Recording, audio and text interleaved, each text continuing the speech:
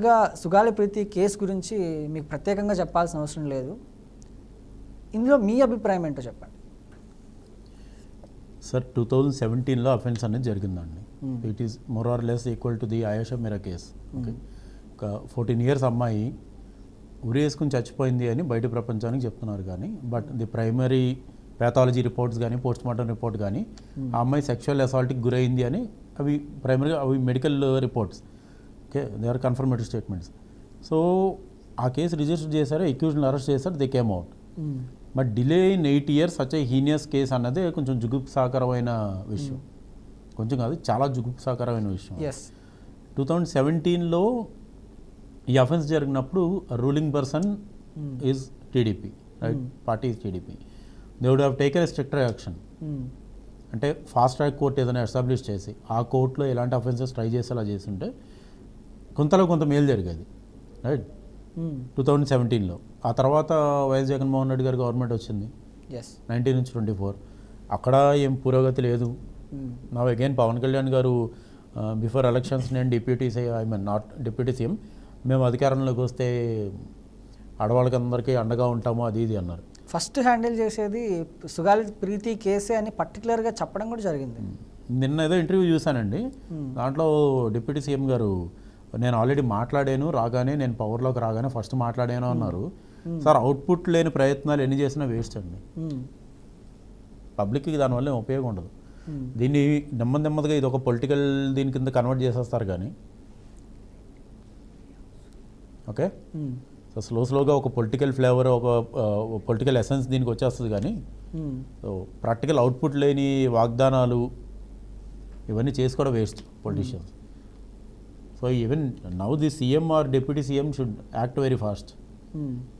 2017లో offence జరిగింది, evidences tamper అయినాయి అని చెప్తున్నారు, చాలా వేగ్గా చెప్తున్నారు. కానీ but 10 years old 20 years old murder cases కూడా చాలా బ్రిలియంట్గా క్రాక్ చేసి ఆ అక్యూజ్ని పట్టుకొని కన్విక్ట్ చేసిన కేసెస్ చాలా ఉన్నాయి. ఇది ఎక్కడో నేను స్కాట్లాండ్ లేకపోతే స్వీడన్ గురించి మాట్లాడట్లేదు, ఇండియాలో ఆంధ్రప్రదేశ్లో కూడా చిత్తూరు జిల్లాలో కూడా. మనకు ప్రజెంట్ ఉన్న టెక్నాలజీ ఎంత ఉంది, అసలు ఫారెన్సిక్ దానికి సంబంధించినటువంటి వ్యవస్థ ఎలా పనిచేస్తుంది, ఇంత అడ్వాన్స్డ్ టెక్నాలజీలో మనం ఉన్నాం, ఏ యుగంలో మనం బతుకుతున్నాం, ఇంత టెక్నాలజీ మన దగ్గర ఉన్నా కూడా ఏదో చిన్న ఎవిడెన్సెస్ ట్యాంపర్ అయ్యాయి, దానివల్ల కేసులో పురోగతి లేదంటే ఇది నమ్మదగ్గ విషయం అనుకుంటున్నారు మీరు? యాజ్ ఏ సుప్రీంకోర్టు అడ్వకేట్గా మీరు చెప్పండి. గవర్నమెంట్ ఇచ్చిన స్టేట్మెంట్ వరకు చెప్పమని చెప్తానండి. ఎవిడెన్సెస్ ట్యాంపర్ అయినాయి అని గవర్నమెంట్ కానీ సీఎం కానీ డిప్యూటీ సీఎం స్టేజ్లో ఉన్నవాళ్ళు చెప్తే ఎవిడెన్సెస్ క్లియర్గా ట్యాంపర్ చేయబడింది, that with the support of government officials. అదే అడ్వకేట్గా చెప్పమంటే కనుక సిస్టమ్ అనేది కరెక్ట్గా ఫంక్షన్ చేస్తే ఎవిడెన్సెస్ కూడా ట్యాంపర్ చేయడం కష్టం. కానీ ఆ సిస్టమ్తో కరెక్ట్గా ఫంక్షన్ చేయాలి అంటే again system means the government employees. వ్యవస్థను వాడుకోవడం అంటారు కదా, ఇదే. అంటే అడ్వకేట్గా మీరు ఇలాంటి కేసులు చాలా అంటే అరుదుగా జరిగేటువంటి కేసెస్, కానీ ఈ కేసులో గవర్నమెంట్ ఇన్వాల్వ్మెంట్స్ అనేది ఉందంటారా? సార్, ఇక్కడ దీని గురించి ఎలాబొరేటెడ్గా మాట్లాడతాం సార్. గవర్నమెంట్ ఇన్వాల్వ్మెంట్ అని కాదు, కానీ అక్యూజ్డ్ ఏ స్థాయిలో ఇన్ఫ్లుయెన్స్ చేయగలిగాడు అనేది మాట్లాడుకుందాం. ఎందుకంటున్నానంటే ఆ అమ్మాయి చనిపోయింది నిజం, చనిపోగానే పోస్ట్ మార్టం చేస్తే ఆ అమ్మాయి మీద సెక్షువల్ అసాల్ట్ జరిగింది అనే ప్రైమరీ రిపోర్ట్ రావడం నిజం. ఆ అమ్మాయి బాడీలో ట్రేసెస్ దొరికినాయి అని వచ్చిన రిపోర్టు నిజం. సో ఆ అమ్మాయిని ఖచ్చితంగా ఎవడో అసాల్ట్ చేసి చంపే ఉంటాడు. 90% ప్రిజంప్షన్ మీద మాట్లాడుకున్నా ఆ అమ్మాయిని ఖచ్చితంగా చంపేవాడు, రైట్? అంటే ఇంత చిన్న ఇన్సిడెంట్ జరిగిందని ఊరేసుకుని చనిపోయేంత ఇదిగా ఉండరు కదా పిల్లలు. సో చంపాడు, సరే. ఈ అక్యూజ్డ్ కాకపోతే ఎవడో చేశాడుగా, అది చిన్న కామన్ సెన్స్ పాయింట్. అది దొంగ ఇతను కాదు, దొంగతనం జరిగింది, సో దొంగ ఉన్నాడు కదా. సో వీడిని కాకపోయినా ఒరిజినల్ అక్యూజ్ని పట్టుకోవడానికి ఏంటి ప్రాబ్లం ఏంటి? చిన్న లాజికల్ పాయింట్ అది.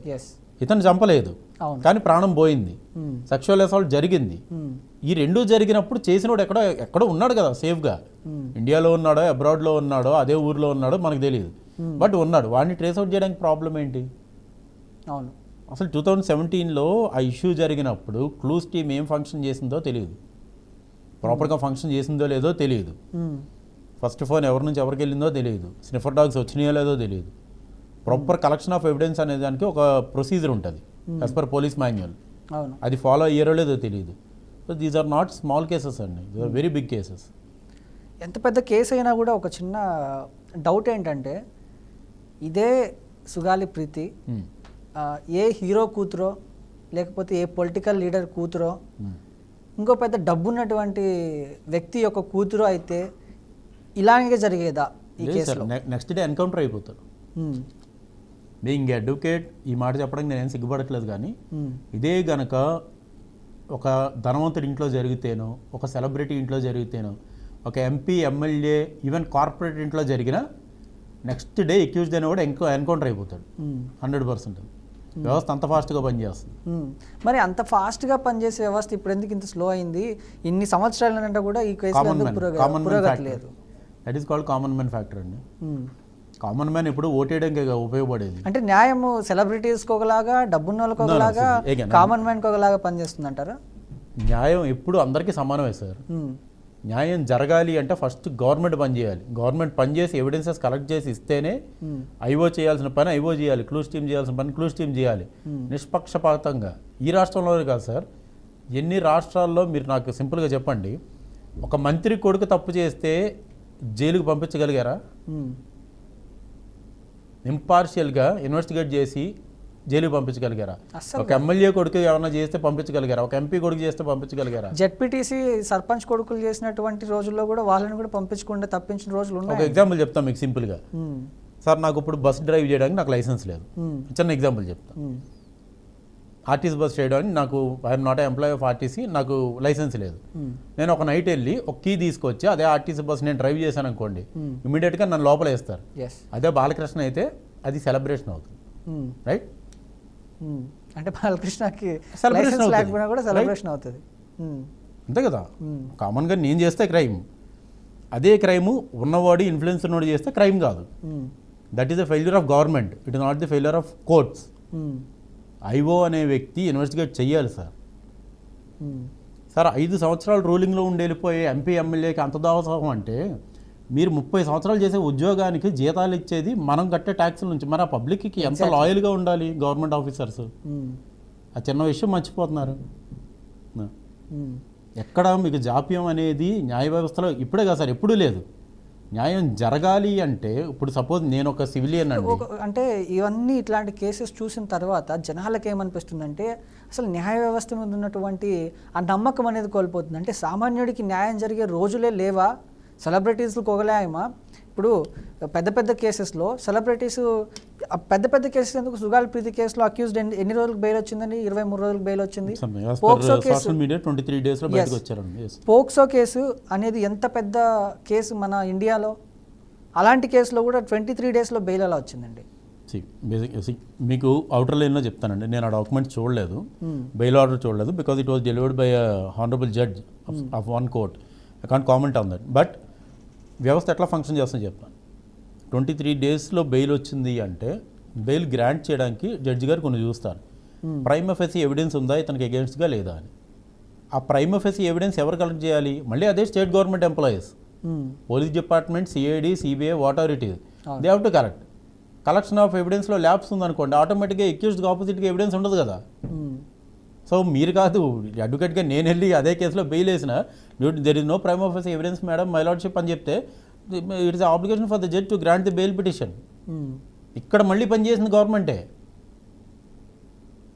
అది మేనేజ్ చేసుకుంటే అవుతుంది, not the fault of the judge. Sir ఒక కోర్టులో రోజుకి 100 కేసులు sir. The judiciary believes on documents. వాళ్ళ ప్రెజెన్స్ అక్కడ ఉంది అని ప్రూవ్ చేయగలిగితే కనుక బెయిల్ వచ్చేది కాదు. వాళ్ళ ప్రెజెన్స్ అక్కడ లేదు అని ప్రూవ్ చేయగలిగితే కనుక బెయిల్ వచ్చే అవకాశాలు ఉంటాయి. సో నేను ఆ డాక్యుమెంట్ చూడలేదు, బెయిల్ ఆర్డర్ కూడా చూడలేదు, కండిషన్స్ ఏంటి చూడలేదు. So I cannot comment on that. But as ఎగ్జాంపుల్గా చెప్తాను, వాళ్ళ ప్రెజెన్స్ ఎవరైతే అక్యూజ్డ్ ఉన్నారో వాళ్ళ ప్రెజెన్స్ అక్కడ లేదు, మరి ప్రెజెన్స్ ఉన్న వాళ్ళు ఎవరు? అదే కదా, that is where the government has to function. Sir వ్యవస్థలో ప్రతి స్టెప్ అండ్ స్టేజ్లో మనం మేనేజ్ చేసుకుంటే వెళ్ళిపోయామనుకోండి సార్, ఆటోమేటిక్గా ఇన్ఫ్లుయెన్స్ ఉన్న వాళ్ళది అప్పర్ హ్యాండ్ అవుతుంది. చెప్పాను కదా, నేను నడిపితే ఆర్టీసీ బస్ క్రైమ్, బాలకృష్ణ నడిపితే సెలబ్రేషన్, అట్లాగే ఉంటుంది అనమాట, సింపుల్. అండ్ మోర్ ఓవర్ ఇంకొక ఎగ్జాంపుల్ చెప్పాలంటే, అంటే వ్యవస్థలో మేనేజ్ చేసుకునే ఇప్పుడు హైడ్రా ఇవి ఉన్నాయి కదా, హైడ్రాకి సంబంధించి ప్రతి లెవెల్లోని బిల్డర్స్ ఈ గవర్నమెంట్ ఆఫీషియల్స్ని మేనేజ్ చేసుకుంటూ వెళ్ళిపోయారు. అందరూ ప్లాన్స్ అప్రూవ్ చేస్తారు, హైడ్రా వచ్చి కొట్టుకుంటూ పోయింది, నష్టపోయింది. అది వ్యవస్థను మేనేజ్ చేస్తున్నారు, ఇన్ఫ్లుయెన్స్ ఉన్న వాళ్ళు మేనేజ్ చేస్తున్నారు. ఇట్స్ ఓపెన్ ఫ్యాక్ట్ అండి, నో డౌట్. అంటే ఇక్కడ ఒక చిన్న విషయం, కోర్టు అనేది గవర్నమెంట్కి అబోవా బిలోవా? See it is one of the pillar of a nation అండి. 4 pillars ఆఫ్ ది నేషన్లో judiciary is one of the pillar, right? Police, legislation and judiciary and press. Above below అని ఉండదు కానీ, but the powers of a court are supreme. ఒక కోర్టులో ఉన్న judge ఒక సిగ్నేచర్తో ఒక డిస్ట్రిక్ట్ కలెక్టర్ని జైలుకి పంపించగలుగుతాడు. కానీ 100 మంది కలెక్టర్స్ కలిసిన ఒక డిస్ట్రిక్ట్ జడ్జిని పోస్ట్లో అతను సర్వ్ చేస్తున్నప్పుడు they cannot send A judge to jail, obviously. Even Uddhav Thackeray issue అవనివ్వండి, ఇష్యూస్ ఆఫ్ సీఎంస్ది కూడా మా సుప్రీంకోర్టు వరకు వస్తున్నాయి. Obviously it is a centre point to solve the issues అనమాట. అంటే జ్యుడిషియరీ ఇన్వాల్వ్మెంట్ లేనిదే ఇలాంటి కేసుల్లో ఆ పురోగతి దొరికే అవకాశం ఉందంటారా? అంటే ఇట్లా ఇప్పుడు ఇది ఏదైతే కేసు వెనక్కి నడుస్తుందో జ్యుడిషియరీ ఇన్వాల్వ్మెంట్ లేకుండానే జరుగుతుందంటారా? మీరు యాజ్ అడ్వకేట్గా మీరు చెప్పండి. అంటే జ్యుడిషియరీ ఫిజికల్గా కానీ టెక్నికల్గా కానీ దానికి కొన్ని పరిధులు ఉంటాయి సార్ ఇన్వాల్వ్ అవ్వటానికి. లేట్ అవుతుంది అంటే they might have approach the honourable high court of Andhra Pradesh for the speedy disposal of the matter. Delay ఎక్కడ జరుగుతుంది అని అప్పుడు రివర్స్ ఇది జరుగుతుంది అనమాట. ఒక ట్రయల్ కోర్టులో 8 years ఇంత హీనియస్ అఫెన్స్ ఎందుకు పెండింగ్ ఉంది అని then it comes on to the screen. There are better and best mechanisms in judiciary. అంటే ఒక వ్యవస్థ పని చేయకపోతే ఎలా పని చేయించవచ్చు, రైట్? సో ఇప్పుడు ట్రయల్ కోర్టులో డిలే అవుతుంది ఇంటెన్షనల్గా, వాళ్ళు అంటే state again comes the state ఏదైనా త్రూ ది పబ్లిక్ ప్రాసిక్యూటర్స్ కానీ ఇంటెన్షనల్ డిలే ఉందా, లేకపోతే మధ్యలో కోవిడ్ 3 years పోయినాయి, 2 years కోర్ట్స్ ఫంక్షన్ చేయలేదు ప్రాపర్గా, ఆ డిలే వాళ్ళు ఇంకో 2 years ఎక్స్టెండ్ అయిందా ఏంటి అన్నది. If they file a petition the honourable high court, మాకు స్పీడీగా డిస్పోజల్ చేయండి మ్యాటర్ అని, the honourable high court will pass అయ్యే directions with concern trial court. Trial speed up అయ్యే ఛాన్సెస్ ఉంటాయి. బట్ ఇక్కడ $1 million క్వశ్చన్ ఏంటి అంటే అసలు నేరస్తుడు దొరుకుతాడా దొరకడా అని. అసలు తప్పు చేసింది ఆ ముగ్గురేనా, బెయిల్ తీసుకుని బయటకు వచ్చిన ఆ ముగ్గురేనా కాదా అని తేలాలి అంటే చాలా స్ట్రిక్ట్ మెకానిజం అనేది ఇంప్లిమెంట్ చేయాలండి. అంటే అది తేలడానికి ఎందుకు ఇన్ని రోజులు, ఇన్ని సంవత్సరాలు టైం పడుతుంది అనేది ఒక పెద్ద ప్రశ్న అక్కడ. అదే చెప్తున్నా కదా సార్. ఒక్కసారి హైకోర్టు ఈ కేసు గురించి వెదర్ లైక్ సెన్సేషనల్ కేసు కాబట్టి సో మోటోగా తీసుకొని, ఇప్పుడు మనకి ఇక్కడ హైదరాబాద్లో ఒక 2 హైకోర్టు అడ్వకేట్ కపుల్ని చంపేశారు. సో హైకోర్టు పర్యవేక్షణలోనే అది మొత్తం ట్రయల్ జరుగుతుంది. అలాగే హానరబుల్ హైకోర్ట్ ఆఫ్ ఆంధ్రప్రదేశ్ కూడా ఈ కేసుని తన పరిధిలోకి తీసుకొని తన పర్యవేక్షణలోనే కంప్లీట్ ట్రయల్ జరిగేలా తీసుకుంటే మీకు ఒక ట్రాన్స్పరెన్సీ అనేది వచ్చేస్తుందండి. ట్రయల్ అనేది అప్ టు డేట్ అప్డేట్స్ హైకోర్టుకి ఇవ్వడం కానీ ట్రాన్స్పరెన్సీ అనేది వచ్చేస్తుంది. అంటే సుమోటోగా తీసుకోవడం కష్టం అంటారా? ఎందుకు సుమోటోగా తీసుకోవట్లేదు అంటారు? సార్ కోర్ట్ అంటే it has lot of cases అండి. ఒక చిన్న లెటర్ మీరు హైకోర్టు జడ్జికి రాసిన they will act. Even for supreme court chief justice of ఇండియాకి కూడా మీరు ఒక లెటర్ ఇంగ్లీష్లో రాసి వాళ్ళకి, సార్ నాకు ఈ ప్రాబ్లం ఉంది, దీని మీద నాకు న్యాయం చేయండి అని రాస్తే ఇమీడియట్గా మొత్తం మెకానిజం కదులుతుంది. తెలుసా మీకు అది? ఒక చిన్న ఇక్కడ మీకు నవ్వు రావచ్చు, యాజ్ ఎ కామన్ మ్యాన్గా ఒక కామన్ మ్యాన్ రాసి ఆ లెటర్ జడ్జి దాకా వెళ్తుందా? అసలు వెళ్తుందండి, వెళ్తుంది, 100% వెళ్తుంది. రైట్, ఒక ఎన్వలప్ తీసుకుని దాంట్లో to the chief justice of high court chief justice of Andhra Pradesh అని రాసి మీరు ఒక లెటర్ పోస్ట్ చేస్తే 100% it has to reach the high court chief justice address, it will go. అంటే పర్టికులర్గా మనం ఈ కేసు గురించి మాట్లాడుకుంటే పవన్ కళ్యాణ్, డిప్యూటీ సీఎం పవన్ కళ్యాణ్ గారు మాట్లాడుతూ ఎవిడెన్సెస్ మాయమయ్యాయి, డిఎన్ఎస్ ట్యాంపర్ అయ్యాయి అని చెప్పారు. అంటే ఎవిడెన్సెస్ డిఎన్ఎస్ ట్యాంపర్ అయ్యేంత బలహీనంగా ఉందా ఇప్పుడున్నటువంటి వ్యవస్థ? ట్యాంపర్ అయ్యింది అని ఒక డిప్యూటీ సీఎం గారు చెప్తున్నారు కదా. ఇట్ ఈస్ వెరీ సింపుల్ అండి. ఎవిడెన్స్ అప్పుడు ఆ రోజుల్లో ఎవరు కలెక్ట్ చేశారు? సో ఒక ఇన్ఛార్జ్ అనే వ్యక్తి ఉంటాడుగా ఎవిడెన్స్ కలెక్షన్కి. సో ఎవిడెన్సెస్ ఇంత హీనియస్ అఫెన్స్లో చాలా ఐసోలేటెడ్గా పెడతారు, చాలా కేర్ఫుల్గా ప్రిజర్వ్ చేసి పెడతారు. సో అవి ట్యాంపర్ అయినాయి అని ఒక సాక్షాత్ డిప్యూటీ చీఫ్ మినిస్టర్ స్థాయిలో వ్యక్తి కన్ఫర్మేటివ్ స్టేట్మెంట్స్ ఇస్తున్నారు అంటే కరెక్ట్గా ఎవిడెన్స్ ట్యాంపర్ చేసిన వ్యక్తి ఎవరో కూడా ఆ రోజు డ్యూటీలో ఎవరున్నారు, ఏ బ్యాచ్ పర్సన్ అతను, ఎవరు డ్యూటీ చేస్తున్నారు, ఈ కేసు ఎవరు హ్యాండిల్ చేశారు. So obviously investigating officer close team వాళ్ళ కస్టడీలో ఉన్న ఎవిడెన్స్ని ట్యాంపర్ చేయాలి. ట్యాంపర్ చేశారు అని డిప్యూటీ సీఎం గారు చెప్పారని మీరు చెప్తున్నారు. సో ఆటోమేటిక్గా ట్యాంపర్ చేసిన వ్యక్తి దొరికే అవకాశం 100% ఉంది కదా. అతన్ని పట్టుకుంటే మీరు రివర్స్ ఇన్వెస్టిగేషన్ చేస్తే దొరుకుతారు కదా. ఎవరు పైసలు ఇస్తే చేశారా లేకపోతే ప్రాణభయంతో చేశారా అని. వీళ్ళు ముగ్గురు అక్యూజ్డ్ 1, 2, 3 అయితే అతను అక్యూజ్డ్ 4 అవుతాడు. సార్ ఒక కేసుని క్రాక్ చేయడం అంత టఫ్ కాదు, అంత ఈజీ కాదు. అప్లికబిలిటీ ఆఫ్ మైండ్ ఉండాలి, ఇంటలెక్చువల్ మైండ్ ఉండాలి. నేను 2 నిమిషాల్లో చెప్పింది చేయడం కష్టం అంటారా?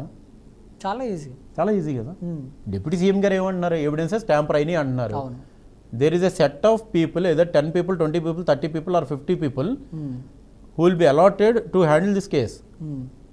ఆ 50 members మీద మళ్ళీ ఇన్వెస్టిగేట్ చేస్తే ఎవిడెన్స్ కలెక్షన్ ఎప్పుడు జరిగింది, ఎలా జరిగింది, ఎక్కడి నుంచి ఎక్కడికి ఏ టైంలో మీరు తీసుకొచ్చారు, ఆ టైంలో వాళ్ళ సెల్ ఫోన్ సిగ్నల్స్ వాళ్ళు చెప్పినట్టు అక్కడ ఉన్నాయా లేదా. It's very easy to reverse investigate A matter. Proper investigation కన్నా రివర్స్ ఇన్వెస్టిగేషన్ చాలా ఈజీ. ఇప్పుడు ఎవిడెన్సెస్ ట్యాంపర్ అయినాయి ఆయన చెప్పినట్టే, ఇంకా ఎవిడెన్స్ లేదు, మరి డిఎన్ఏలు ట్యాంపర్ అయిపోయాయి, కేసు ముందుకు ఎలా వెళ్తుంది ఇప్పుడు? సార్ అదే చెప్తున్నా సార్, డైరెక్ట్ ఎవిడెన్స్ లేనప్పుడు ఓన్లీ సర్కమ్స్టాన్షియల్ ఎవిడెన్సెస్ మీద కూడా కన్విక్షన్ చేసే అవకాశం ఉంటుంది న్యాయశాస్త్రంలో. డైరెక్ట్ ఎవిడెన్స్ లేదు, ఎవిడెన్స్ ట్యాంపర్ చేశారు అంటే ఒక ఎక్యూజ్ని కాపాడడానికే కదా ఎవిడెన్స్ ట్యాంపరింగ్ జరిగింది. ఎవిడెన్స్ ట్యాంపరింగ్ ఎవరు చేశారని పట్టుకుంటే మోటివ్ ఏంటో అర్థమవుతుంది కదా. దాన్ని ఆబ్వియస్లీ ఈ విల్ బి ద ఎక్యూజ్డ్ కదండి. అంటే ఎక్కడో ఉన్న దొంగ, చీకట్లో ఉన్న దొంగ ఎవరో అంటే ఇతన్ని పట్టుకుంటే అతను బయటకు వస్తాడు కదా. Right, simple. ఎవిడెన్స్ ట్యాంపర్ అయిపోయింది, ట్యాంపర్ చేశారు అంటే ఎవిడెన్స్ ఎవరి కస్టడీలో ఉందో తెలుసు కదా. డిప్యూటీ సీఎం గారు చెప్పారని మీరు చెప్తున్నారు. సో అంత ముఖ్యమంత్రి స్థాయిలో ఉన్న వ్యక్తి ఎవిడెన్స్ ఆ టైంలోనే ట్యాంపరింగ్ అయిందన్నారు. ఆ టైంలో డ్యూటీ చేసేవాళ్ళు 2017 నుంచి ఇప్పుడు ఇంకా 10 years అవ్వాలి, ఇంకా డ్యూటీలో ఉంటారు కదా, సర్వీస్ చేస్తున్నారు కదా. వాళ్ళ మీద ఇన్వెస్టిగేషన్ చేయమని చెప్పండి. వాళ్ళ మీద ఇన్వెస్టిగేషన్ చేస్తే ఆ టైంలో వాళ్ళ ఫోన్ కాల్ డేటాస్ తీస్తే వాళ్ళు ఎక్కడి నుంచి ఎక్కడికి వెళ్ళారు, ఎవరిని కలిశారు, మొత్తం ఈ ఇన్వెస్టిగేషన్ ప్రాసెస్ అంతా చేస్తే దొరుకుతారు. అక్యూజ్లు ఎందుకు దొరకరు సార్? ఈజీగా దొరుకుతారు. ప్రాపర్గా సిస్టమ్ ఫంక్షన్ చేస్తే 100% ఏ క్రైమ్ జరిగినా అక్యూజ్డ్ తప్పించుకోవడం ఇండియాలో అయితే ఇంపాసిబుల్ అండి. గవర్నమెంట్ ఏదైనా కొల్యూడ్ అయ్యి మ్యానిపులేట్ చేస్తే మళ్ళీ ఇట్లాగే తయారవుతాయి కేసెస్. ఎస్, మనకి కాలర్ అయితే ఉన్నారు ఒంగోలు నుంచి సునీత గారు. సునీత గారు నమస్కారం అండి. సునీత గారు నమస్కారం. నమస్కారం అండి. మేము కొంత ప్రాపర్టీ ట్రస్ట్ లో పెట్టాలనుకుంటున్నాము. చెప్పండి. దానికి ఎలా చేయాలో ఏంటో మాకేం తెలియట్లేదు. ఎవరో మాకు చెప్పారు ఇట్లా పెడితే మంచిదని, అందుకని మిమ్మల్ని అడుగుతున్నామండి సలహా. ఓకే, ప్రాపర్టీ ఆల్రెడీ రిజిస్టర్ చేసిన ట్రస్టా అండి, లేదంటే మీరే ట్రస్ట్ కింద ఫామ్ అవుతున్నారా? అంటే మరి ఎలా చేయాలో కూడా మాకు తెలియదండి, కానీ ప్రాపర్టీ ట్రస్ట్ లో పెట్టాలి అని చెప్పారు. అంటే ఏంటో మాకు తెలియక మిమ్మల్ని అడుగుతున్నాం. కాదండి, ఇప్పుడు ప్రాపర్టీ మీ పేరు మీద ఉందా? రిజిస్టర్ అయ్యి ఉంది. మీ పేరు మీద రిజిస్టర్ అయ్యి ఉంది. ఇప్పుడు మీరు ట్రస్ట్ దేనికైనా డొనేట్ చేస్తున్నారా? ఇది డొనేట్ కాదు, మనకిందే ఉండాలి, మన పిల్లల కోసమని. మీ పిల్లలకి ఇవ్వటానికా? మీ పిల్లలకి ఇవ్వటానికి అయితే మీరు విల్ ఎగ్జిక్యూట్ చేసుకుంటే సరిపోతుంది కదండి. ఏం చేయాలి? విల్ ఎగ్జిక్యూట్ చేసుకుంటే వీల్ నెంబర్ రాసుకుంటే సరిపోతుంది కదా. ట్రస్ట్ లో పెట్టక్కర్లేదంటారా? ట్రస్ట్ అనేది వేరే సబ్జెక్ట్ మేడం. అది అంటే ట్రస్ట్ అంటే ఒక ఎన్జిఓ ఆర్గనైజేషన్, ఒక చారిటీ ట్రస్ట్ ఉంటాయి. వాటికి మీరు డొనేట్ చేయాలి అనుకుంటే దాని ప్రొసీజర్ వేరు. మీ ఫ్యామిలీలోనే మీ పిల్లలకే మీరు దాన్ని ఫార్వర్డ్ చేయాలి అని అనుకుంటే మీరు విల్ ఎగ్జిక్యూట్ చేసుకుంటే సరిపోతుందండి. సరే, ఓకే ఓకే. ఇప్పుడు ఇందాక మీరు అన్నట్టు ఎవిడెన్సెస్ గురించి ఎలా దాన్ని మళ్ళీ మనం రికవర్ చేయొచ్చు, ఎలా యాక్షన్ తీసుకోవచ్చు అని చెప్పడం జరిగింది. అంటే 2017లో జరిగినటువంటి సంఘటనలో ఉన్నటువంటి ప్రభుత్వమే ఇప్పుడు మళ్ళీ అధికారంలో ఉంది. దాని తర్వాత ప్రభుత్వం మారినా కూడా ఆవిడ తల్లిగారికి ఏదో పొలము, జాబ్ ఏవో ఇచ్చిన సందర్భాలు ఉన్నాయి, కంపెన్సేట్ చేశారు. ఎస్. దాని తర్వాత ఇప్పుడు ఉన్నటువంటి ప్రభుత్వం ఏదైతే డిప్యూటీ సీఎం పవన్ కళ్యాణ్ గారు దాన్ని అంతా హైలైట్ చేసి కర్నూలుకి వెళ్ళి మరీ దాన్ని హైలైట్ చేయడం జరిగింది. అయిన తర్వాత ఇప్పుడు మళ్ళీ అదే డిప్యూటీ సీఎం పవన్ కళ్యాణ్ గారు బయటకు వచ్చి అంటే ఇక మన చేతిలో లేదు కేసు, అది మన చేతి దాటిపోయింది అని ఒక డిప్యూటీ సీఎం స్థాయిలో ఉన్నటువంటి వ్యక్తి చెప్తున్నారు. అంటే ఇంకా ఎక్కడ సామాన్యుడికి న్యాయం జరుగుతుంది అనే ప్రశ్న చాలామంది ప్రజల్లో ఎత్తుతుందన్నమాట. మరి దీన్ని ఎలా ఛేదించాలంటారు? సార్, అటువంటి స్టేట్మెంట్స్ ఇవ్వడం అనేది అది హాస్యాస్పదం అవ్వాలో అని అనాలో, లేదంటే ఇన్క్యాపబిలిటీ అంటాం, ఇంకా నా వల్ల కాదని చేతులు ఎత్తేయడం అంటారు చూసారా, అదన్నాలో నాకు అర్థం కావట్లేదు. కానీ ఒక వార్డు కార్పొరేటర్ ఆ మాట అంటే పర్వాలేదు, కానీ ఉప ముఖ్యమంత్రి స్థానం ఒక రాష్ట్రానికి అనడం అన్నది చాలా, అంటే పబ్లిక్ కూడా బిలీఫ్ పోతుందండి. ఇంకా they will stop going to police stations. Exactly. They will not courts అంటే అది అడ్వకేట్గా లోపల ఏం జరుగుతుందో, ఎంతమంది ఎన్ని డిబేట్స్ పెట్టినా నేను 100 మందికి కూడా సమాధానం చెప్తా కోర్టు లోపల ఏం జరుగుతుందో. బట్ పీపుల్కి ఫస్ట్ ఫెయిత్ అనేది స్టార్ట్ అవుతుంది కోర్టు కన్నా ముందు పోలీస్ స్టేషన్. ఆ పోలీస్ స్టేషన్ మీదే వాళ్ళకి నమ్మకాలు పోతాయండి. Should not have given. ఆ స్టేట్మెంట్ని సపోర్ట్ చేసేవాళ్ళు కూడా చాలా ఉన్నారు, కానీ బట్ ఒక పాప ప్రాణం పోయిన విషయంలో, అలాంటి హీనియస్ అఫెన్స్ సెన్సిటివ్ కేసు విషయంలో ఆయన దీనికన్నా బదులు ఇంకొక స్టేట్మెంట్ ఇచ్చుంటే బాగుండదు. నేనే సెపరేట్గా ఒక ఇన్వెస్టిగేటింగ్ టీమ్ని with the concern of home minister నేను డిప్లాయ్ చేస్తాను, రీఇన్వెస్టిగేట్ చేస్తామో అని ఒక ధైర్యం ఇచ్చుంటే బాగుండదు. ఎందుకంటే ఇదే ధైర్యం ఎలక్షన్స్ ముందు చాలా ఇచ్చారు ఆయన. చాలా, 1 కాదు 2 కాదు, తాట తీసేస్తాం, తంతాము, ఆడవాళ్ళకి అండంగా ఉంటాము. సో అంటే ఒక చాలా హెవియర్ మ్యాటర్ని, ఆ అమ్మాయి మేజర్ కూడా కాదు, ఈవెన్ దో మేజర్ అయినా సరే ఇది హీనియస్ అఫెన్స్. ఉమెన్ పైన ఇలాంటి అఫెన్స్ జరిగిన ఇష్యూలో మేము సెపరేట్ టీంని వేస్తాము. ఇప్పుడు నేను చెప్పిన సింపుల్ టిప్స్ అన్న ఒక ఉప ముఖ్యమంత్రి చెప్పుంటే బాగుండేది సార్. అంటే ఇక్కడ మీరు అన్నట్టు హాస్యాస్పదమైనటువంటి లీగల్ టీం అనేది ప్రతి ఒక్క సీఎం స్థాయి వ్యక్తులకైనా, ఎమ్మెల్యే వ్యక్తులకైనా, కార్పొరేటర్కైనా, ఎవరికైనా ఆ లీగల్ టీం అనేది ఉంటుంది. మీరు ఆలోచించినట్టు ఆ లీగల్ టీం ఆలోచించలేదంటారా, లేకపోతే కావాలని ఇదంతా చేస్తున్నారంటారా? Sir, again coming to the same point, ఎంత లీగల్ టీం అయినా there is a boss, right? My professional ethics is నా క్లయింట్, బాస్ అంటే క్లయింట్, క్లయింట్ని కాపాడడం, రైట్? I don't have right to decide it is right or wrong. నేను బ్లైండ్గా, నేను న్యాయవాదిని కాబట్టి నా క్లయింట్ ఇది చెప్పాడు, అతన్ని డిఫెండ్ చేయడం నా బాధ్యత. ఇక్కడ కూడా పబ్లిక్ ప్రాసిక్యూటర్స్ కానీ, అసిస్టెంట్ పబ్లిక్ ప్రాసిక్యూటర్స్ కానీ, they are the employees of the government, right? They work for the government. అదే అర్థం కట్టు. ఇప్పుడు నేను చెప్పిన ఈ 2-3 మినిట్స్లో మీకు ఎక్స్ప్లెయిన్ చేసిన రివర్స్ ఇన్వెస్టిగేషన్ అనేది, ఇదే కనుక సినిమాగా తీసి మీరు ఓటీటీలో రిలీజ్ చేస్తే, ఇలా రివర్స్ ఇంజనీరింగ్ చేసి అప్పుడు 2017లో ఎవిడెన్స్ని ట్యాంపర్ చేసిన ఇన్వెస్టిగేటింగ్ ఆఫీసర్ని పట్టుకొని అక్కడి నుంచి రియల్ అక్యూజ్డ్ వరకు ఒక హీరో రీచ్ అయితే 100 days మూవీ అది. ఎగ్జాక్ట్లీ. రియల్ లైఫ్లో చేయడానికి ఏంటి సార్ ప్రాబ్లం? పబ్లిక్ అసలు పోలీస్ స్టేషన్కి పోతారా? కొన్ని నెక్స్ట్ ఎలక్షన్స్లో ఓట్లు అడగడానికి పోగలుగుతారా? సార్ వాళ్ళ చేతిలో ఉన్నదే కదా సార్. పాప ఆ తల్లి అడిగేది, అయ్యా నువ్వు ఉప ముఖ్యమంత్రి, నీ చేతిలో ఉన్నదే కదా, నువ్వు చెయ్యని అడుగుతుంది. ఆమె గుజరాత్దో లేదంటే మణిపూర్లో జరిగిన అఫెన్స్ గురించి ఆమె మాట్లాడలే. అప్పుడు అదే ఆంధ్రప్రదేశ్ 2017, విడిపోయిన ఆంధ్రప్రదేశ్, అప్పుడు అదే టీడీపీ, ఇప్పుడు అదే Andhra Pradesh, same state, same CM, ఏది మారలేదు కదా. అప్పుడు డ్యూటీలో ఉన్న పోలీస్ ఆఫీసర్స్ ఇప్పుడు సర్వింగ్ చేస్తూనే ఉంటారు. ఏది మారినప్పుడు, చేయగలిగే స్థాయిలో ఉన్నప్పుడు, ఎలక్షన్స్ ముందు చాలా వీరోచితంగా స్టేజ్ పైన చాలా గంభీరంగా మాట్లాడిన వ్యక్తులు చిన్న విషయంలో ఎవిడెన్స్ ట్యాంపర్ అయిపోయినాయి అంటే అక్కడే మీకు హింట్ ఉంది సార్. ఎవిడెన్స్ ట్యాంపర్ అయ్యింది, ఎస్, ఎవిడెన్స్ ఎవరి కస్టడీలో ఉంది, వాళ్ళని ఇన్వెస్టిగేట్ చేస్తే నిజాలు రావా సార్ బయటికి? వస్తాయి కదా, వస్తాయి రావా? జనరల్గా మాట్లాడుకుంటాం, ఈజీగా వస్తాయి కదా, చాలా సింపుల్. మరి ఇంత అప్లికబిలిటీ ఆఫ్ మైండ్, ఇంత చిన్న ఇష్యూ చేయకుండా అంత సింపుల్గా ఎవిడెన్సెస్ ఆల్రెడీ ట్యాంపర్ అయిపోయినాయి అని అన్నారు. ఈ పవన్ కళ్యాణ్ ప్రెషర్ పెట్టారని జగన్మోహన్ రెడ్డి గారు 2022లో Feb 27 CBI case hand over చేశారు. ఆ సిబిఐ కూడా మాకు రిసోర్సెస్ ఇవ్వలేవని చెప్పేసి they are out of the game.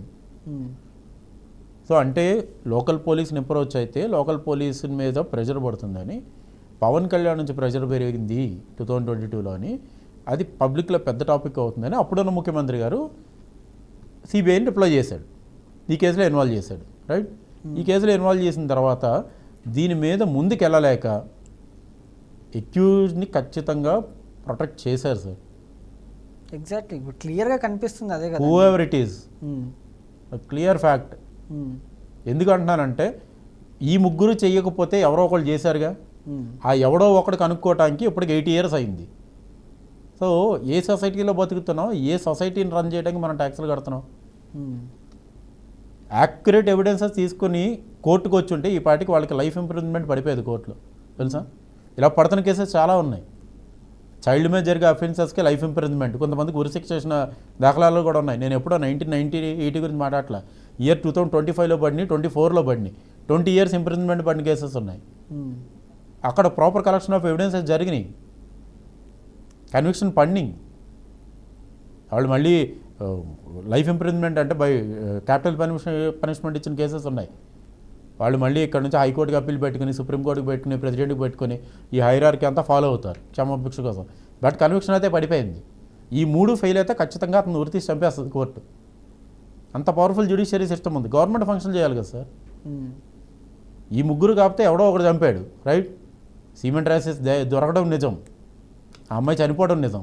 ఆ ఒక్కడు ఎక్కడ, ఎవరు కాపాడుతున్నారు? ఎవిడెన్స్ ట్యాంపర్ అయిందంటేనే మీకు క్లియర్గా అక్కడ ఎవిడెన్స్ దొరికినట్టు.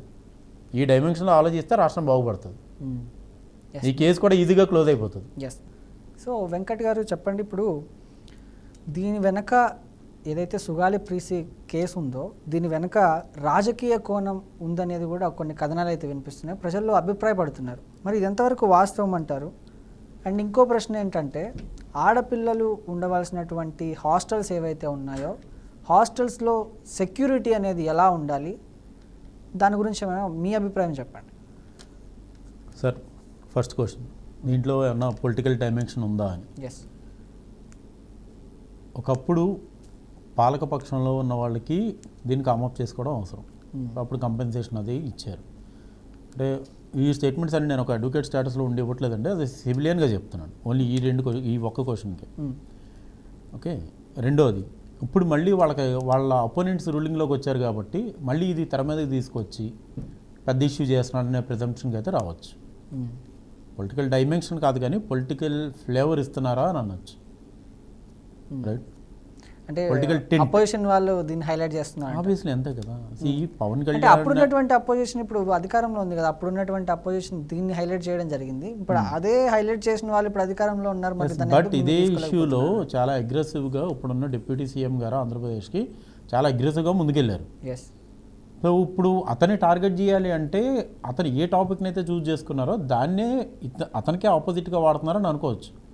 యాక్చువల్గా పొలిటికల్ గ్లాసెస్ పెట్టుకొని చూస్తే మీకు అదే ఫ్లేవర్ కనిపిస్తుంది. పొలిటికల్ గ్లాసెస్ తీసి చూస్తే మనకు అది కేసు కోర్టులా కనిపిస్తుంది. వేరే పొలిటికల్ గ్లాస్ మీకు ఆటంటే కనిపిస్తుంది. డైరెక్ట్గా పవన్ కళ్యాణ్ ఏ పాయింట్స్ అయితే అగ్రెసివ్గా వెళ్ళారో ఇప్పుడు వాళ్ళనే పవన్ కళ్యాణ్ని ప్రశ్నించేలా చేస్తున్నారు. పవన్ కళ్యాణ్ గారు కూడా అదే చెప్పారు, నేను పదవిలోకి వచ్చిన తర్వాత నేను తప్పు చేస్తే నా కాలర్ పట్టుకుని అడిగే స్థాయిలో ఒక ఓటర్ ఉండాలి అని చాలా గర్వంగా చెప్పారు ఆయన. ఇప్పుడు అదే ప్రశ్నలు స్టార్ట్ అవుతున్నాయి. ఎక్కడండి మీరు నవ్వొస్తుంది కొన్ని మాటలు వింటే. కలవడానికి వెళ్ళి షేక్ హ్యాండ్ ఇచ్చేదానికి అదే ఓటర్ని అలో చేయరు, సెక్యూరిటీ అని చెప్పి దొబ్బేస్తారు. కాలర్ పట్టుకుని అడిగేంత స్థాయి ఉందంటారు ఒక ఓటర్కి? Sir, he is a movie artist, right? అతను ఆర్టింట్లో చెప్తేనే పబ్లిక్కి నచ్చుతుంది, అంత అగ్రెసివ్గా చెప్తేనే పబ్లిక్కి నచ్చుతుంది, రైట్? సో అతను మెయింటైన్ చేస్తారు. మార్పు కోసం ఆయన వచ్చాను, నేను ప్రశ్నిస్తాను, నిలదీస్తాను అన్నారు. ఆయన డిపార్ట్మెంట్ పరంగా ఆయనకి ఇచ్చిన శాఖ పరంగా ఆయన చేస్తూ ఉండుండొచ్చు కానీ బట్ ఆయన నాకు రెవెన్యూ ప్రాబ్లమ్సే సాల్వ్ చేస్తాను, ఎలక్ట్రిసిటీ ప్రాబ్లమ్సే సాల్వ్ చేస్తాను, నన్ను గెలిపించండి అని అడగలేదు. నన్ను గెలిపిస్తే అందరికీ న్యాయం చేస్తాను అన్నాడు. ఆ అందరిలో ఈ అమ్మాయి కూడా ఉంది. సో ఇతనే ఆ టాపిక్ చూస్ చేసుకున్నాడు ఎలక్షన్స్ ముందు. ఇప్పుడు అదే టాపిక్ అతన్ని ప్రశ్నిస్తుంది, నాకేం న్యాయం చేస్తావు అని. అతను ఏం చెప్తున్నారు, ఎవిడెన్సెస్ ట్యాంపర్ అయిపోయినాయి అని చెప్తున్నారు. సో ఎవిడెన్సెస్ ట్యాంపర్ అయిపోయింది అన్న విషయం 2024 జూన్కి ముందు తెలియదండి? తెలియదే, లేకపోతే తెలుసుకునే అంత ఇన్ఫ్రాస్ట్రక్చర్ వాళ్ళ దగ్గర లేదా? తెలిసి ఉంటుందిగా. స్టేటస్ ఆఫ్ ది కేసు తెలుసుకోవడం చాలా ఈజీ, బికాజ్ మీరు అన్నట్టే ప్రతి ఒక్కరి దగ్గర లీగల్ టీం ఉంటుంది. ఎగ్జాక్ట్లీ కదా. మరి ఎలక్షన్స్ ముందు తెలీదా సార్? జస్ట్ 1 year బిఫోర్ తెలీదా ఈ కేసులో ఎవిడెన్సెస్ ఉన్నాయో, ట్యాంపర్ అయినాయో అని? మరి ఆ టైంలో కూడా డిపెండ్ అవ్వాలి అంటే ఇవే ట్యాంపర్ అయిన ఎవిడెన్సెస్ కదా. మాకు అధికారం ఇస్తే ఇదే కేసులో న్యాయం చేస్తామని అప్పుడు ఎలా అన్నారు? Logical question. Exactly, right? Evidences ఇప్పుడు కాదు కలెక్ట్ చేసింది, 2017-18. క్యాంపెయినింగ్ 2022-23 జరిగింది కదా. ప్రతిపక్షాన్ని ఎండగట్టడానికి ఈ కేసుని ఒక ఆయుధంగా వాడుకున్నారు. కానీ అప్పుడు కూడా అదే ట్యాంపర్కి గురైన ఎవిడెన్సెస్ కదా. మరి ఇప్పుడు ఎవిడెన్సెస్ మారినప్పుడు అదే ట్యాంపర్ అయిన ఎవిడెన్స్లు పట్టుకొని న్యాయం చేస్తామని వీళ్ళు ఎట్లా క్యాంపెయినింగ్ వచ్చారు? రైట్. పాలిటిక్స్కి ఏంటంటే ఇంకా ఏది దానికి అనర్హత అనేది లేదనమాట. ఏ టాపిక్నన్నా తీసుకొని ఎట్లా అన్నా ఓట్ల కోసం అగ్రెసివ్గా వెళ్ళిపోతాం. అది ఎస్ చెప్పండి. ఇప్పుడు ఇందాక అడిగినటువంటి ప్రశ్న, ఆడపిల్లలు ఉండేటువంటి హాస్టల్స్లో సెక్యూరిటీ అనేది ఎలా ఉండాలి, ఫెసిలిటీస్ అనేది ఎలా ఉండాలి? Sir, when coming to women hostels especially they may be child, అవి గురుకులాలు అవ్వచ్చు, మన మైనారిటీస్కి సంబంధించి గవర్నమెంట్ ఫెసిలిటేట్ చేసే స్టేయింగ్ హోమ్స్ అవి ఉండొచ్చు, లేదు ప్రైవేట్ హాస్టల్స్ అవి ఉండొచ్చు, అమీర్పేటలో కానీ లేకపోతే మాదాపూర్లో కానీ. ఎక్కడ ఉన్నా హాస్టల్స్ అనే దానికి స్ట్రిక్ట్ సర్వేలెన్స్ ఉండాలండి. బిల్డింగ్ మొత్తం సీసీటీవీస్ ఉండాలి, అండ్ మెయిన్ రోడ్డు మీద ఉన్న సీసీటీవీ కూడా స్ట్రిక్ట్ సర్వేలెన్స్లో ఉండాలి. ఎందుకంటే ఒక వ్యక్తి వచ్చినా వెళ్ళినా నా ఇమేజ్ ఆ సీసీటీవీలో పడుతుందన్న భయం ఉంటే ఇట్లాంటి క్రైమ్ రేట్స్ చాలా తగ్గిపోతాయి. ఎస్, అంటే ఇప్పుడు మీరు అన్నటువంటి దాన్ని తీసుకుంటే మనము అక్కడ సీసీ కెమెరాస్ లేవా, లేకపోతే ఆ కేసు జరిగే టైంలో అక్కడ ఉన్నటువంటి వార్డెన్ ఎవరు, సెక్యూరిటీ ఎవరు, మరి ఇంత జరుగుతుంటే వాళ్ళు ఏం చేస్తున్నారు, వాళ్ళ మీద ఇన్వెస్టిగేషన్ జరగలేదా, జరిగినా కూడా వాళ్ళ మీద యాక్షన్ తీసుకోలేదంటారా? డిప్యూటీ సీఎం గారు ఎవిడెన్సెస్ ట్యాంపర్ జరిగినాయి అన్నారు. మీరు చెప్పిన ఈ ఫ్యాక్టర్స్ అన్నీ కూడా ఎవిడెన్సెస్ కింద కౌంట్ అవుతాయి. ఆ టైంలో అక్కడ సీసీటీవీ కెమెరాస్ ఉన్నాయో లేదో ప్రత్యక్షంగా అయితే నేను చూడలేదండి. బట్ ఒక మాటతో ఎవిడెన్సెస్ అన్ని ట్యాంపర్ చేయబడినాయి అని అంటే ఆ ఎవిడెన్సెస్లో ఇది కూడా ఉండుండొచ్చు. ఓకే, అంటే ఇప్పుడు ఎవిడెన్సెస్ ఉన్నాయని మీరు అంటున్నారు. ఎవిడెన్సెస్ ట్యాంపర్ అయ్యే దాంట్లో సీసీ కెమెరాలు, ఈవెన్ మీరు అన్నట్టు వార్డెన్కి సంబంధించినటువంటివి కానీ లేకపోతే సెక్యూరిటీకి సంబంధించినటువంటివి కానీ మనకు క్లియర్ కట్గా అక్కడ కనిపిస్తుంది. ఎవరెవరిని మనం ఇన్వెస్టిగేషన్ చేస్తే ఈ కేసు పురోగతికి, అంటే ఈ కేసును ఛేదించగలం అనేది క్లియర్ కట్గా కనిపిస్తుంది. మరి వాళ్ళందరినీ వదిలేశారా, లేకపోతే ఈ కేసు వెనుక వాళ్ళందరూ ఉన్నారంటారా, ఏంటి అసలు అర్థం కాని ప్రశ్న ఇది. సరే, అక్యూజ్డ్ ఎవడో కానీ కంటికి కనిపించే దేవుళ్ళలాగా అందరినీ ఇన్ఫ్లుయెన్స్ చేసుకుంటున్నాడు ఆయన. ఓకే, కంటికి కనిపించిన దేవుళ్ళలాగా 100% ఇన్ఫ్లుయెన్స్ చేసేసుకున్నాడు already. Sir, the more the case gets older, collection of evidences అనేది చాలా టఫ్ అయిపోతుంది.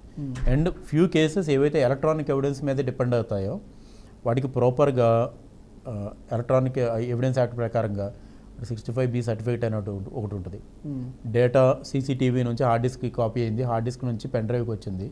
సో దానికి హ్యాష్ వాల్యూస్ అన్ని కొన్ని ఉంటాయి. ఎక్కడ కూడా హ్యాష్ వాల్యూస్ మారకుండా ఉండాలి. ఈవెన్ క్యాపిటల్ లెటర్ స్మాల్ లెటర్లో కూడా హ్యాష్ వాల్యూ మారిపోతే దాన్ని ఎవిడెన్స్ కింద కోర్టు కన్సిడర్ చేయదు. సో ఎక్కడన్నా మేనేజ్ చేసుకోగలిగే కెపాసిటీ ఆ అక్యూజ్డ్కి ఉందని నేను అనుకుంటున్నాను. ఎస్, మరో కాలర్ అయితే ఉన్నారు సార్, లింగంపల్లి నుంచి మోహిద్దీన్ గారు నమస్కారం అండి.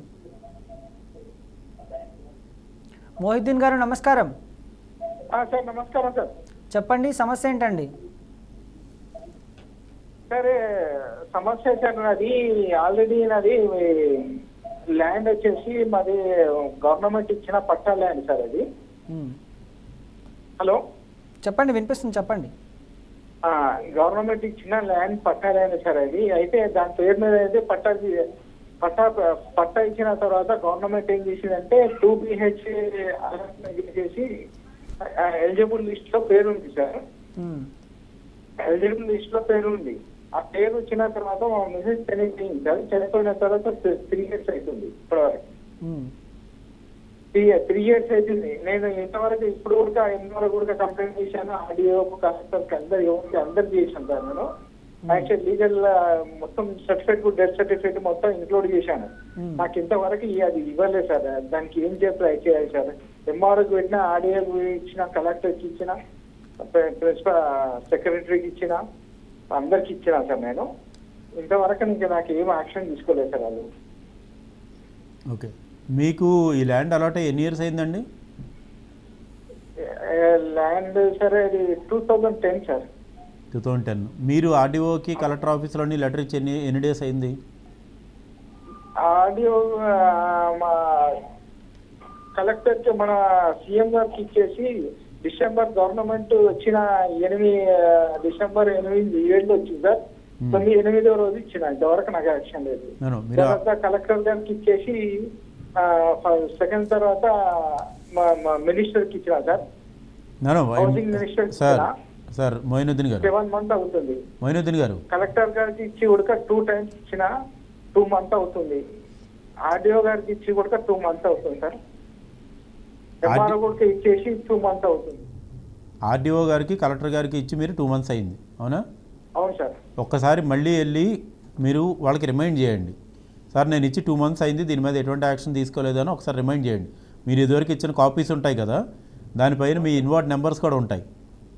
ఇన్ కేస్ కలెక్టర్ కానీ ఆర్డీఓ కానీ మీరు ఇచ్చిన అప్లికేషన్ మీద యాక్షన్ తీసుకోకపోతే మీరు స్ట్రైట్ అవే హైకోర్టులో రిట్ పిటిషన్ ఫైల్ చేసుకోండి.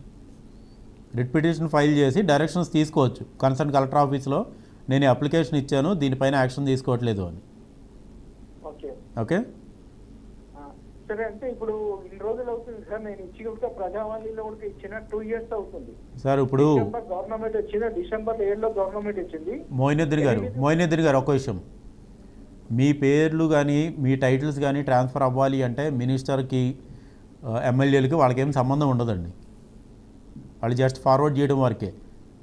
ఓకే, కలెక్టర్ ఆఫీస్లోని ఆర్డీఓ ఆఫీస్లోని ఎంఆర్ఓ ఆఫీస్లోని మీ టైటిల్ మీ నేమ్స్ చేంజ్ అవ్వాల్సి ఉంటాయి.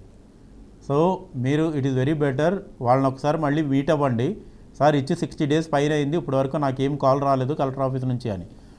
అది చేసిన తర్వాత కూడా మీకు ఎటువంటి రెస్పాన్స్ ప్రాపర్గా లేకపోతే మీరు హైకోర్టు నుంచి డైరెక్షన్స్ తీసుకోవచ్చండి. కన్సర్న్ కలెక్టర్కి సో డేట్లో నేను అర్జీ పెట్టుకున్నాను, సో అర్జీ పెట్టుకుంటే నాకు ఇప్పటివరకు ఏమీ లేదు, దాని మీద ఏ పురోగతి లేదు, సో లీగల్గా నేను ఎంటైటిల్డ్ని అని చెప్పి మీరు హైకోర్టుకి అప్రోచ్ అయితే హైకోర్టు నుంచి మీరు డైరెక్షన్స్ తీసుకోవచ్చండి. మీ ప్రాబ్లం సాల్వ్ అవుతుంది మొయినుద్దీన్ గారు. ఓకే, అయితే పర్టికులర్గా ఈ కేసులో మనం మాట్లాడుకుంటే ఇప్పుడు ఎక్స్ జస్టిస్ రంజిత్ గవాయ్ గారు కూడా ఒక స్టేట్మెంట్ ఇవ్వడం జరిగింది. అంటే కోర్టుల్లో న్యాయం అనేది కొరవడింది అని ఒక స్టేట్మెంట్ ఇచ్చారు. ఇది ఇలాంటి సందర్భాల్లోనే ఇది వాస్తవమేమో అనిపించే రకంగా ఉంది. దీని మీద మీ అభిప్రాయం ఏంటి సార్? సార్ అతను రిటైర్డ్ జస్టిస్ కాబట్టి so I can take the privilege to pass a comment. Sitting judges మీద కామెంట్ పాస్ చేసే రైట్ నాకు లేదు, బేసిక్గా ఎవరికి ఉండదు, చేయకూడదు కూడా. ఇవే స్టేట్మెంట్స్ అతను రంజన్ గోగోయ్ అవ్వచ్చు లేకపోతే విష్ణుమూర్తి అన్న అవ్వచ్చు, కానీ ఇవే స్టేట్మెంట్స్ అతను పవర్లో ఉన్నప్పుడు ఇవ్వలేదు కదా. చాలామందికి ఈవెన్ ద ఈ maybe former judge of supreme court, ఈ మేబీ ఆ ప్రివిలేజెస్ అన్నీ ఎంజాయ్ చేసి బయటకు వచ్చి ఇటువంటి స్టేట్మెంట్స్ ఇస్తే అతను ఇన్ని సంవత్సరాలు ఏవైతే ప్రివిలేజెస్ ఎంజాయ్ చేశాడో అదంటే ఫ్రీ ఆఫ్ కాస్ట్కి ఎంజాయ్ చేసినట్టే. These such kind of comments are not true. మామూలుగా సుప్రీంకోర్టు అడ్వకేట్గా మీకు తెలిసే ఉంటుంది, సుప్రీంకోర్టు జడ్జ్ అవ్వాలంటే ప్రాసెస్ ఏంటండి? అది చాలా పెద్ద ప్రొసీజర్ అండి. బేసిక్గా మీకు డైరెక్ట్గా హైకోర్టు జడ్జెస్గా చేసే వాళ్ళని అపాన్ ది సీనియారిటీ, వాళ్ళు ఇయర్ ఆఫ్ ఎన్రోల్మెంట్ ఎన్ని ఇయర్స్ ప్రాక్టీస్ చేశారు, లేదా పబ్లిక్ ప్రాసిక్యూటర్గా చేశారా, అడ్వకేట్ జనరల్గా చేశారా, ఇలా చాలా క్రైటీరియాస్ ఉంటాయండి. But one of the way is high court జడ్జెస్గా వర్క్ చేసిన వ్యక్తులకి సర్టన్ పీరియడ్ ఆఫ్ టైం వాళ్ళకి ఎలివేషన్ సుప్రీంకోర్టు జడ్జిగా ఇస్తారు. ఇచ్చేది ఎవరు అని అడుగుతున్నారు? కొలీజియం అండి, కొలీజియం. హైకోర్టు జడ్జెస్ అపాయింట్మెంట్ కానీ ఏదైనా సరే కొలీజియం విల్ రిఫర్. ఇందులో గవర్నమెంట్ ఇన్వాల్వ్మెంట్ ఏ మాత్రం? కొలీజియం ఏం చేస్తుంది అంటే కొలీజియం ఫ్యూ మెంబర్స్ నేమ్స్ వీళ్ళని సెలెక్ట్ చేసి they will send it to the state chief ministers and if it in central prime మినిస్టర్కి రిఫర్ చేస్తారు. ఎస్, ఇక్కడే పాయింట్ ఉంది. ప్రైమ్ మినిస్టర్కి చీఫ్ మినిస్టర్కి వాళ్ళు సజెస్ట్ చేసినప్పుడు వీళ్ళకి అనుకూలంగా ఉండే జడ్జెస్ని ఎన్నుకుంటారని కొంతమంది ప్రజలు అనుకుంటున్నారు. ఇది ఎంతవరకు వాస్తవం? అంతా ఉండదు సార్. ఎందుకంటే ఎవరైతే చీఫ్ మినిస్టర్ ఉన్నారో అతను జ్యుడిషియల్లో వర్క్ చేసి ఉంటాడు, రైట్? సపోజ్ 3 names ఉన్నాయి, 1 2 3 ఏబీసీ. ఏ ఓకే అన్నారు స్టేట్ గవర్నమెంట్, బి ఓకే అన్నారు, సి ఓకే అనలేదు. Then they have to give a reason why not. So సిని సెలెక్ట్ చేయడానికి జ్యుడిషియరీగా నా దగ్గర అతను ఎన్ని కేసెస్ హ్యాండిల్ చేశాడని నా దగ్గర ట్రాక్ రికార్డు ఉంది. మరి ఇతని దగ్గర ఏముంటుంది ట్రాక్ రికార్డు? ఫిజికల్గా చూడరుగా. ఈవెన్ దెన్ గవర్నమెంట్ రికార్డ్స్లో కానీ కోర్టులో ఉన్న రికార్డ్స్ కానీ యాక్సెస్ తీసుకోవచ్చు. బట్ పబ్లిక్లో అంటే ఎలాంటి అపోహలు చాలా ఉన్నాయి సార్ మా కోర్ట్స్ అదే మీద. కాదు అంటే కొంతమంది ప్రజల అభిప్రాయం ఏంటంటే గవర్నమెంట్ మారగానే జడ్జిలు మారిపోవడం చాలా సందర్భాల్లో మనం చూస్తూ ఉంటాం. జడ్జెస్ అంటే జడ్జెస్ అంత ఇదిగా మారరండి. But when it comes to high courts అయితే మాత్రం ఈవెన్ కొలీజియం మళ్ళీ ట్రాన్స్ఫర్ చేస్తుంది. అదే అక్కడ ట్రాన్స్ఫర్స్ అనేది కూడా ఎందుకు చేస్తారు అంటే సో దట్ పబ్లిక్లో ఒక ట్రస్ట్ గురించి. రెండోది ఏంటంటే ఒక న్యాయమూర్తి అనే వ్యక్తి ఎవరి వల్ల ఇన్ఫ్లుయెన్స్ కాకూడదు అని. బేసిక్గా సార్ ఒకటి జడ్జెస్ ఇన్ఫ్లుయెన్స్ అయిపోతారు అన్నది చాలా తప్పు మాట అండి. It's very wrong. మూవీస్లో చూసి ఏదో మంత్రి ఒక హైకోర్టు జడ్జికి కాల్ చేసి పొద్దున ఎట్లా బెయిల్ పిటిషన్ వస్తుంది తీసి ఆల్ దీస్ ఆర్ ట్రాష్ అండి. బేసిక్గా ఎవరన్నా ఒక 1 వీక్ కోర్ట్ అబ్జర్వేషన్కి వెళ్తే తెలుస్తుంది. అదే సుప్రీంకోర్టు అనుకోండి, ఇన్ సుప్రీంకోర్ట్ ఒక స్టేట్ మినిస్టర్ని కూడా ఒక నార్మల్ సివిలియన్ లాగే కన్సిడర్ చేస్తారు. ఢిల్లీకి సంబంధించినటువంటి వ్యక్తి ఆయన కూడా చీఫ్ జస్టిసే అనుకుంటా, ఇప్పుడు మేబీ లేరు, ఆయన పేరు నాకు పర్టికులర్గా తెలియదు. ఎవరండి? మేబీ సంజయ్ అనుకుంటా ఆయన పేరు, but subject to the correction అది అవునో కాదో తెలియదు. ఆయన ఇంట్లో డబ్బులు కట్టలు దొరికినాయి అని ఒక పెద్ద news. Justice Varma. Yes, 50 crores liquid cash దొరికింది. ఎస్, ఆ న్యూస్ చాలా వైరల్ అయింది. అంటే నిజంగానే మీరు అన్నట్టు అంత కరెక్ట్గా పనిచేసే వ్యక్తి జడ్జ్ అయినప్పుడు ఇంకా అలా డబ్బు కట్టలు ఎందుకు దొరుకుతాయి అంటారు? సార్ ఒక్క విషయం మీ ఛానల్ ద్వారా పబ్లిక్ అందరికీ నేను ఒక చిన్న అపీల్. జ్యుడిషియరీ అంటే ఒకే జడ్జి కాదండి. జ్యుడిషియరీ అంటే ఒకే హైకోర్టు జడ్జి కాదు. జ్యుడిషియరీ అంటే ఒకే సుప్రీంకోర్టు జడ్జి కాదు. అది వ్యవస్థ. అతని మీద ఎంక్వైరీ కమిషన్ ఉంది. సో అతని మీద ఇనిషియేట్ చేయాల్సిన ప్రొసీడింగ్స్ అన్నీ ఇనిషియేట్ చేశారు. Because to removal of A high court judge అనేది ఒక సెపరేట్ యాక్ట్. ఆ యాక్ట్లో కొన్ని ప్రొవిజన్స్ ఉంటాయి, వాటిని ఫాలో అయ్యి ఇన్ కేస్ ఇఫ్ ఈ డజంట్ రిజైన్ అది మళ్ళీ పార్లమెంట్లో పెట్టాలి, because is high court judge. So majority వచ్చి అతను తీసేయాలి. అది అదొక ప్రిస్క్రైబ్డ్ ప్రొసీజర్ ఉంది. సో ఒక ఫార్మర్ సుప్రీంకోర్టు జడ్జి చేసిన స్టేట్మెంట్ వల్ల ఒక జడ్జి ఇంట్లో ఒక 50 కోట్లు 10 కోట్లు క్యాష్ దొరకడం వల్ల ఎంటైర్ జ్యుడిషియరీలో ఉన్న కొన్ని వేల వందల జడ్జెస్ అందరూ కరప్టెడ్ కాదు. Even he may be judge, he is a human, he is not a robot, right? మరొక కాలర్ అయితే ఉన్నారండి, విజయ నిర్మల గారు నరసాపురం నుంచి. విజయ నిర్మల గారు నమస్కారం అండి. నమస్తే సార్. చెప్పండి, సమస్య ఏంటండి? సార్ గారు కూడా నమస్తే అండి. నమస్తే అమ్మా. సార్ అంటే మా నాన్నగారు సిఆర్పిఎఫ్ లో చేసినప్పుడు మా నాన్నగారు కాకినాడ రిజైన్ చేసి వచ్చేసి ఒక ల్యాండ్ ఖాళీగా ఉంటే ఇల్లు కట్టారండి. ఓకే అమ్మా. అది గవర్నమెంట్ అండి, అది ఆ Okay. ప్రాపర్టీ. అయితే సార్ కట్టిన తర్వాత మా నాన్నగారి పేరు మీద ఇంటి పన్ను, మామూలు కరెంట్ బిల్లు అవన్నీ వచ్చాయి. మా నాన్నగారు చనిపోయిన అనంతరం మా అమ్మగారికి వచ్చినాయండి. ఓకే. మా అమ్మగారు ఇంకా బతికే ఉంటుండగా 2000 సంవత్సరంలో పట్టాలు ఇవ్వడం జరిగిందండి. ఆ అప్పు అంతా ఆ ఊరంతటికి గ్రామ కంఠం అని చెప్పేసి పట్టా ఇచ్చారండి. ఓకే. ఆ టైంలో మా అన్నయ్య తీసుకున్నారండి పట్టా. ఉమ్మడిగానే ఉన్నామండి అందరం. ఓకే. ఆ తీసుకొని ఇప్పుడు ఏమంటాడంటే పట్టా నాకు ఇచ్చారు కాబట్టి నేను ఎవరికేమో ఇల్లు అని చెప్పి ఇల్లు కట్టేశాడండి. అంటే ఎక్కడ మేము అడుగుతామని చెప్పేసి 4 ఫ్లోర్లు ఇచ్చేయండి ఆయన ఓకే. కాకినాడలో. ఇప్పుడేమో నేను ఎవరికి ఇవ్వను, ఇస్తే నేను పిల్ల పెళ్లికి 3000 ఇస్తాను, అదే ఇస్తాను, లేకపోతే లేదు, నేను ఎవరికి ఇల్లు ఇవ్వను, నాకు ఇచ్చారు పట్ట నాదే ఇదేనే అంటున్నారండి. మళ్ళీ 2001 సంవత్సరంలో ఏం చేశారంటే దాని పట్టా కింద అమ్మ అతనికి రాసి ఇచ్చినట్టు రిజిస్ట్రేషన్ చేయించుకున్నారండి. ఓకే. ఇప్పుడు నేను ఎంఆర్ ఆఫీస్ గారికి ఒక పిటిషన్ పెట్టుకున్నానండి, కలెక్టర్ గారికి ఒక పిటిషన్ పెట్టుకున్నాను. నాకు ఎలా వస్తుంది ఏంటో తెలియదండి, ఇల్లు లేదు నాకు ఉండడానికి, మరి ఏంటో అన్నది నాకు తెలియదు అని సలహా కోసం నేను చేశానండి ఫోన్. ఇప్పుడు మీ అమ్మగారి పేరు మీద నుంచి మీ అన్నయ్య గారి పేరు మీదకి పట్టా ఎట్లా వచ్చింది? ఆ టైంలో హైదరాబాద్ బొంబాయిలో ఉండేవాడండి. బొంబాయిలో ఉన్నప్పుడు అప్పుడే వచ్చాడంట ఆయన. అప్పుడు వచ్చి సడన్ గా తీసుకున్నాడంటే ఆయన. బేసిక్గా గవర్నమెంట్ ల్యాండ్లో ఇల్లు కట్టడమే తప్పు. ఓకే, సరే కట్టారు, కంటిన్యూ అవుతున్నారు. గవర్నమెంట్ మీకు పట్టా ఇచ్చినప్పుడు మీ సైడ్ నుంచి ఫ్యామిలీ మెంబర్ సర్టిఫికేట్ ఏమన్నా పెట్టి ఉండాలి. అంటే మేము మీ మదర్ పేరు, మీ పేరు, మీ బ్రదర్ పేరు అందరిది పెడితే అప్పుడు పట్టా మొత్తం ఫ్యామిలీ పేరు మీద వచ్చేది. మీరు అక్కడ కన్సర్న్ కలెక్టర్కి మీరు ఇచ్చారా? అర్జీ పెట్టారా? పెట్టామండి. ఎంఆర్ఓ గారు వచ్చి ఎంక్వైరీ చేశారండి. ఏమన్నారు ఆయన? ఎంఆర్ఓ గారు విఆర్ఓ గారు ఎంక్వైరీ చేశారండి. చుట్టుపక్కల అందరూ ఈ అమ్మాయి ఇక్కడ కష్టపడిందండి, కోర్టు కేసులో ఈ ల్యాండ్ విషయంలో చాలా తిరిగిందండి, 2 సార్లు విన్ అయిందండి, ఇలాగా పక్క ఇంటోళ్ళు పెట్టారండి ఈ స్థలం పట్ల మాదేని పెట్టారండి మా పక్కింటోళ్ళు. అయితే నేను అందులో తిరిగి అందులో విన్ అయ్యామండి, 2 సార్లు విన్ అయ్యామండి. కోర్టులో విన్ అయ్యాం, హైకోర్టులో కూడా విన్ అయ్యాం, అలాగే హైదరాబాద్ హైకోర్టులో కూడా విన్ అయ్యామండి 3 సార్లు అండి. ఓకే, కోర్టు ఆర్డర్ ఉందా మీకు ఫేవర్ గా? కోర్టు ఆర్డర్ ఉందా? మా ఫేవర్ గా కోర్టు ఆర్డర్ ఉందండి. కోర్టు ఆర్డర్ ఉంటే నా పేరు ఒకటే నమోదైంది సార్. అంటే ఆర్డర్ నేను చదివించుకోలేదు కానీ నా పేరు ఒకటి నమోదైందండి. ఇవి ఒకసారి డాక్యుమెంట్స్ చూడాలండి, ఎందుకంటే being it's a government property, already లీగల్గా మీరు కోర్టులో కూడా ప్రొసీడ్ అయ్యారు కాబట్టి సరే ఇఫ్ పాసిబుల్ డాక్యుమెంట్స్ మీరు పంపించగలిగితే ఛానల్ వాళ్ళకి పంపించండి. ఎందుకంటే ల్యాబ్ రిపోర్ట్స్ చూడకుండా వైద్యం చేయడం ఎంత డేంజరో, ఆల్రెడీ కోర్టులో రన్ అయిన కేసు గురించి ఏ డాక్యుమెంట్ చూడకుండా సలహా ఇవ్వడం కూడా అంతే డేంజర్. విజయ నిర్మల గారు, మా లీగల్ టీం మీకు 6 తర్వాత కాల్ చేస్తారండి. మీరు చెప్పండి, ఫైనల్గా ఒక ప్రశ్న అడుగుతాను. చెప్పండి. గవర్నమెంట్ని అంటే ఏదైనా కేసుని ముందుకు తీసుకెళ్లాలంటే గవర్నమెంట్ ఆఫీసర్స్ తీసుకెళ్ళాలి. ఆ గవర్నమెంట్ ఆఫీసర్స్ని నడిపించాలంటే గవర్నమెంట్లో ఉన్నటువంటి అధికారులు ఎవరైతే ప్రజానాయకులు ఉంటారో వాళ్ళు నడిపించాల్సి ఉంటుంది.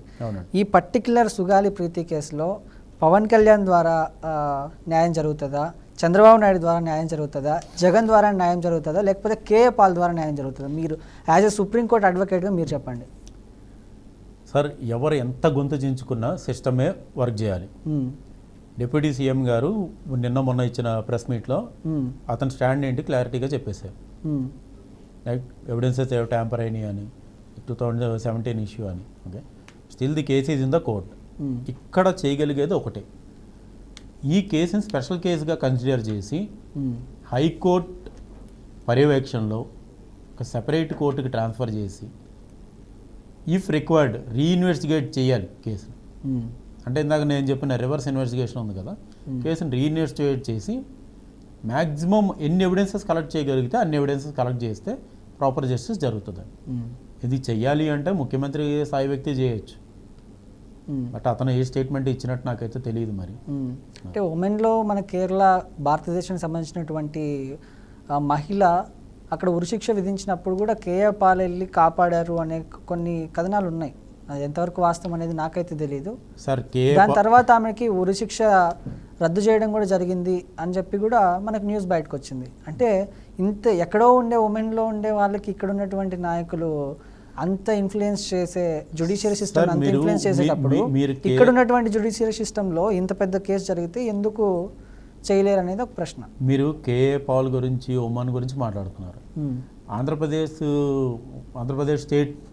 స్టేట్ హోమ్ మినిస్టర్ ఉమెనే కదండి, ఆమె చేయొచ్చు కదా. She from the state government can file a petition హైకోర్టుని దీని పర్యవేక్షణలో చేసేలాగా. ఆమె ట్రాన్స్పరెంట్గా దీన్ని ఇన్వెస్టిగేట్ చేయించవచ్చు, రీఇన్వెస్టిగేట్ చేయించవచ్చు కేసుని. ఎక్కడో కేఏ పాల్ వచ్చి ఉమెన్లో ఉన్నాడు అంత హెవీ సబ్జెక్ట్ కాకుండా ఈయన లైటర్ వే చేయొచ్చు. ఇది అంటే లోకల్ బాడీస్ ఫంక్షన్ చేస్తే ఎక్కడి నుంచో దేవుడి దగ్గర రావాల్సిన అవసరం ఏముందండి. Yes, okay. ఈ సబ్జెక్ట్ గురించి మనం పాడ్కాస్ట్లో కూడా మాట్లాడదాం, ఎందుకంటే ఇది చాలా డీప్ మనం వెళ్ళాల్సినటువంటి సబ్జెక్ట్ కాబట్టి, చాలా డీప్ సబ్జెక్ట్, మనకు అంత టైం కూడా లేదు కాబట్టి ఇంతటితో ఈ కార్యక్రమాన్ని మనం ముగిద్దాం. సో ఏదేమైనప్పటికీ సుగాలి ప్రీతి కేసు ఒక చిన్నారి గుండె ఆగిపోవడం మాత్రమే కాదు, మన సమాజం ఆత్మను కదిలించినటువంటి సంఘటన. న్యాయం ఆలస్యం అయితే అది అన్యాయం అన్న నిజాన్ని మనందరం గుర్తుంచుకోవాలి. ప్రభుత్వం కానీ, పోలీసులు కానీ, న్యాయ వ్యవస్థ కానీ ఈ మూడు కలిసి ప్రతిలాంటి అమాయకమైనటువంటి పిల్లల భవిష్యత్తును కాపాడగలగాలి. లేకపోతే ఇలాంటి సంఘటనలు మళ్ళీ పునరావృతం అయ్యే ఆ సందర్భాలు చాలా ఉన్నాయి. మనందరం కోరుకునేది ఒకటే, నిజమైన న్యాయం, పారదర్శక దర్యాప్తు, బాధిత కుటుంబానికి భరోసా. న్యాయం అంటే కేవలం తీర్పు కాదు, సమాజానికి ఒక విశ్వాసం. ఆ విశ్వాసాన్ని నిలబడ్డానికి ప్రీతి లాంటి మరెవరో బలి కావద్దని మనందరం కోరుకుందాం. తరువాత ఎపిసోడ్లో మరో అంశంతో మళ్ళీ కలుసుకుందాం. అప్పటి వరకు జాగ్రత్తగా ఉండండి, ఆలోచనలో ఉండండి అండ్ చూస్తూనే ఉండండి బీఆర్కే న్యూస్ తెలుగోడి సత్తా.